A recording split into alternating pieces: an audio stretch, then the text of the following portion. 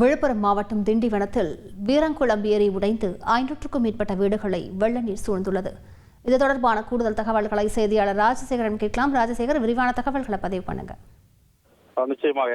அதாவது கடந்த 30ஆம் தேதி அன்று பெஞ்சல் புயல் காரணமாக விழுப்புரம் மாவட்டம் முழுவதும் பல்வேறு இடங்களில் பெய்த மழையால் நீர்நிலைகள் நிரம்பி பல்வேறு வீடுகள் மற்றும் விவசாய நிலங்கள் தண்ணீர் புகுந்தது. இந்த நிலையில் கடந்த ஒரு வாரமாக மழை ஓய்ந்த நிலையில் தண்ணீர் மெல்ல மெல்ல வடிய தொடங்கியது. கடந்த 2 தினங்களாக காற்றழுத்த தாழ்வு நிலை காரணமாக விழுப்புரம் மாவட்டம் திண்டிவனம் மற்றும் சுற்றுவட்டார பகுதியில் கனமழையானது வெளுத்து வாங்கியது. ஏற்கனவே பெய்த மழையால் பார்த்தீங்கன்னா திண்டிவனம் பகுதியில் உள்ள காவிரி பக்கம் ஏரி நிரம்பி வாகாப்பேரி, இந்திரா நகர், காந்தி நகர் போன்ற பல்வேறு பகுதியில் தண்ணீர் புகுந்தது. மேலும் பார்த்தீங்கன்னா காவிரி பக்கத்தில் இருந்து தண்ணீரானது வீராங்குளம் ஏரியில் தண்ணீர் வந்தடையும். ஆனால் கர்ணூர் வழியாக கடலுக்கு அந்த தண்ணீரானது செல்லும்.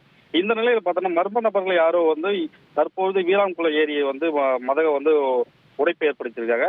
உங்க வீட்டு மொட்டை மாடி உங்களுக்கு கை நிறைய சம்பாதிச்சு கொடுக்கும். இங்க ஒருத்தர் மாடி தொட்டு மூலமா மாசம் 10 லட்சம் ரூபாய் சம்பாதிக்கிறாரு. ஃப்ரீடம் ஆப்பை டவுன்லோட் பண்ணி எப்படின்னு கத்துக்கோங்க. அதிலிருந்து வெளியே வந்த தண்ணீரானது திண்டிவனம் கிட்டத்தட்ட பாதி நகரத்தை இந்த தண்ணீரானது சூழ்ந்து கிட்டத்தட்ட 500க்கும் மேற்பட்ட வீடுகளில் இந்த தண்ணீரானது புகுந்தது. இதனால பார்த்தீங்கன்னா அந்த பகுதியில் வாழும் மக்கள் கடும் அவதி அடைந்து வந்தனர். மேலும் பொதுமக்கள் தங்கள் வீடுகளிலிருந்து தங்கள் அத்தியாவசியமான பொருட்களை வெளியேற்ற தொடங்கினர்.